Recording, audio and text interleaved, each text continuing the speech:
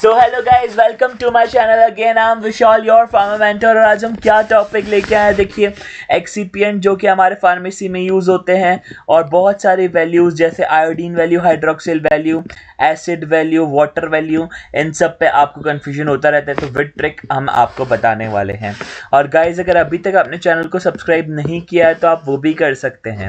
और साथ ही साथ दिन में हम 12 बजे लाइव आ रहे हैं, वहाँ पे क्वेश्चन आंसरिंग होती है, तो आप वहाँ पे भी आ सकते हैं। Let's begin.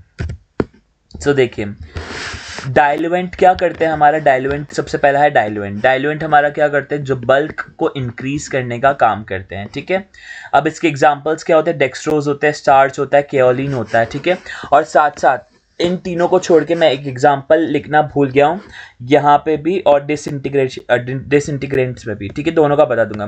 तो डाइल्यूएंट में हमारा जो होता है लैक्टोज होता है। ये लैक्टोज क्या होता है हमारा, याद रखना, लैक्टोज जो होता है ये हमारा मेलार्ड रिएक्शन कॉज करता है। मेलार्ड रिएक्शन कैसे होता है, जब लैक्टोज को हम जो है अमाइन कंटेनिंग ड्रग्स के साथ देंगे, जैसे आइसोनियाजाइड के साथ दे देंगे या बैक्लोफेन के साथ दे देंगे, तो ये क्या कर देता है, मेलार्ड रिएक्शन कॉज कर देता है। एक्चुअली वो टैबलेट का ब्राउन कलर कर देता है, ब्राउन डिस्कलरेशन।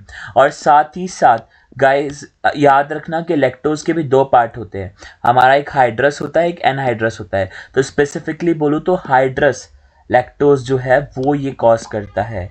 ठीक है, हमारा मेलार्ड रिएक्शन, एनहाइड्रस नहीं करता है। अब आता है हमारा डिसइंटीग्रेंट। डिसइंटीग्रेंट क्या होता है, ये ब्रेकिंग अप टैबलेट्स का, ब्रेकिंग मतलब तोड़ने का, छोटे छोटे टुकड़ों में बांटने का ये काम करता है। ठीक है, अब इसके एग्जांपल एक तो सबसे कॉमनली पूछा जाएगा तो क्या होगा, starch. What is the most commonly use disintegrant is starch. What is the most commonly use diluent is lactose. तो आपको बिल्कुल भी नहीं भूलना है, याद रख लेना, ये मैंने लिखा नहीं है। ठीक है, अब आता है एफरवेसेंट टैबलेट, ये इसी का ही पार्ट है ना। एफरवेसेंट टैबलेट में जो डिसइंटीग्रेशन टाइम पड़ता है एफरवेसेंट टैबलेट का 5 मिनट्स होता है। ठीक है, तो इसमें क्या यूज होता है, सोडियम TCS करके याद रखना है। वो कैसे याद रखना है, TC और S। T से हमारा टार्टरिक एसिड, C से सिट्रिक एसिड और S से हमारा सोडियम बाइकार्बोनेट होता है। ठीक है, TCS जो इनो वगैरह होते हैं ना, उनमें भी ये डला हुआ रहता है।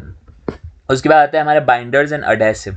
बाइंडर्स भी क्या होता है, किसी को पकड़ के रखना, बाइंड करके रखना। ठीक है, use to provide cohesive qualities. Cohesive मतलब एक ही, जैसे एक ही चीज के अंदर, मतलब कोहेसिव। अडहेसिव मतलब दो अलग अलग चीज के बीच में स्टिकीनेस, और कोहेसिव मतलब एक ही चीज के अंदर स्टिकीनेस। ये दोनों में डिफरेंस होता है कोहेसिव और अडहेसिव में। ठीक है, जितना ज्यादा बाइंडर होगा उतना ही क्या होगा, टैबलेट हार्ड होगा। अब ड्राई बाइंडर्स के एग्जाम्पल याद कर लो, जैसे सेल्यूलोज डेरिवेटिव होते हैं, क्रॉस लिंक PVP होता है। ठीक है, और सॉल्यूशन बाइंडर्स के स्टार्च होते हैं, सुक्रोज होते हैं, जिलेटिन होते हैं, अकेशिया और हमारा ट्रगाकांत होता है। ठीक है, उसके बाद बात करते हैं हमारा लुब्रिकेंट।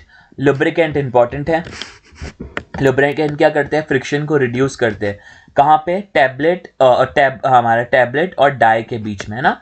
जो हमारा, जब हम मैन्युफैक्चरिंग करते हैं टैबलेट की, तो उसमें डाई वगैरह होते हैं ना, तो ये वॉल, टैबलेट की वॉल और हमारे डाई की वॉल पे क्या होता है, ये फ्रिक्शन को रिड्यूस करते हैं। ठीक है, इसमें कैल्शियम स्टीरेट वाले एग्जांपल्स जो है मेनली लुब्रिकेंट के रहते हैं, जैसे मैग्नीशियम स्टीरेट भी होता है। तो ये सारे ज़्यादातर हमारे एज ए लुब्रिकेंट यूज होते हैं। उसके बाद टेल्क कितना परसेंट होता है, देखो 1 से 10%, ये लिखा हुआ मैग्नीशियम स्टीरेट। ठीक है, starch can also be use as a lubricant, but priority wise starch में आपको कहाँ देना है, डिसइंटीग्रेशन में देना है। ठीक है, आगे बात करें एंटी अडेरेंस।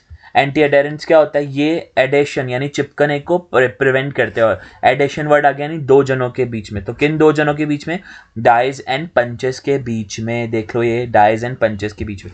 इनके एग्जांपल्स क्या है, हमारे magnesium stearate, liquid paraffin, stearic acid. उसके बाद आता है हमारा ग्लाइडेंट। ग्लाइडेंट क्या होता है, ये फ्लो प्रॉपर्टीज को इंक्रीज करता है, ये लिखा हुआ improves the rate of the flow of the tablet granulation ना, ये हमारे फ्लो प्रॉपर्टीज को इंक्रीज करता है। इसमें कौन कौन से एग्जांपल्स आते हैं, स्टार्च आता है, टैल्क आता है, मैग्नीशियम सिलिकेट्स आता है, मैग्नीशियम ऑक्साइड्स और सेल्यूलोज और कैल्शियम सिलिकेट्स। ठीक है, फिर आता है हमारे colouring agent. Colouring agent mainly क्या होते हैं, कलर्स होते हैं जो दो फॉर्म में आते हैं, ये पूछा जा सकता है, डाई और लेक्स फॉर्म में।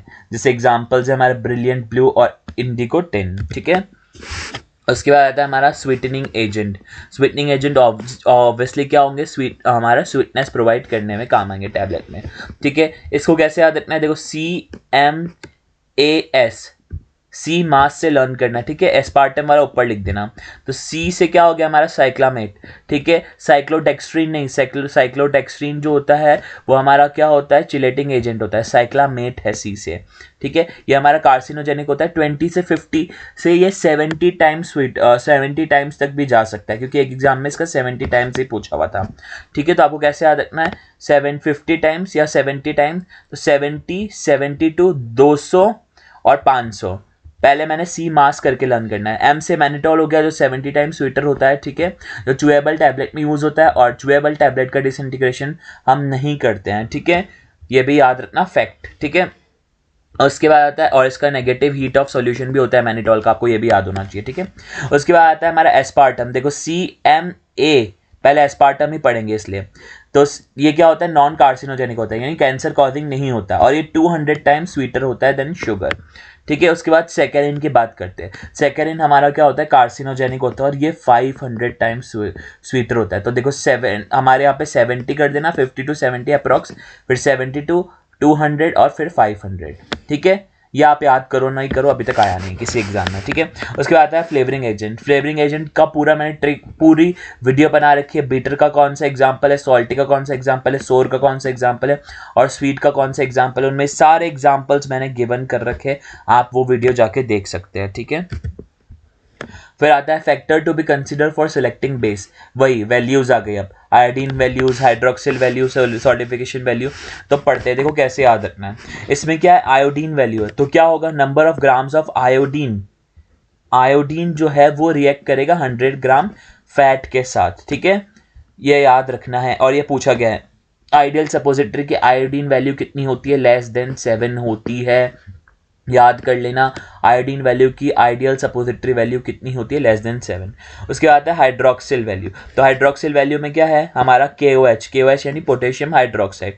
तो ये हाइड्रोक्साइड, बट इंपॉर्टेंट चीज क्या याद रखनी है, एसिटिक एसिड। हाइड्रोक्साइल में क्या याद करना है आपको, एसिटिक एसिड याद करना है, ठीक है। Use to acetylate 1 gram of fat. तो एसिटिक एसिड याद आती है, आपको क्या आना चाहिए, हाइड्रोक्साइल वैल्यू याद आनी चाहिए, ठीक है, क्योंकि KOH तो बहुत जगह होगा, अभी दिखाऊंगा मैं। सॉलिडिफिकेशन वैल्यू ये इतना इंपॉर्टेंट नहीं है, बट आपको पता है बेस्ड को हमें क्या करना था, सपोजिटरी बेस होता है उसको सॉलिडिफाई करना होता है ना मोल्ड के साथ, ठीक है। उसके बाद आता है हमारा सेफोनिफिकेशन वैल्यू। देखो KOH सब जगह है ना, बताया था ना, KOH neutralize for the free acid and ester. आपने रिएक्शन पढ़ी होगी एसिड के साथ, और एस्टर के साथ जब रिएक्शन करते हैं तो हमारा सोप बनता था, पिछली क्लास में ही पढ़ा होगा, 10th में पढ़ा होगा आप लोगों ने, ये सब बेसिक चीज़ें।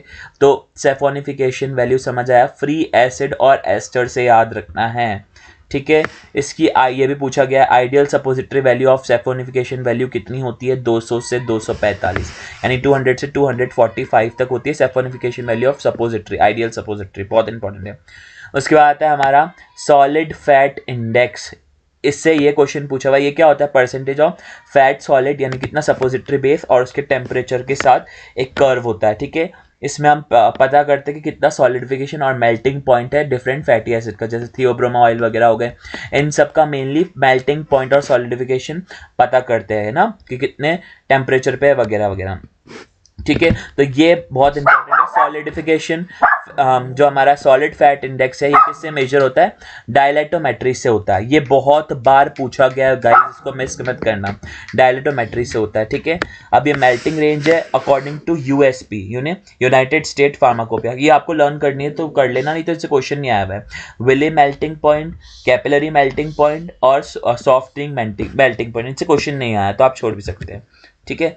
अब आता है हमारा वाटर नंबर। तो वाटर नंबर में क्या है, अमाउंट ऑफ वाटर, ये याद रखना, amount of water that can be incorporated in the 100 gram of fat, ठीक है। यहाँ पे वाटर है जो 100 ग्राम ऑफ फैट में हम मेजर करेंगे, ठीक है।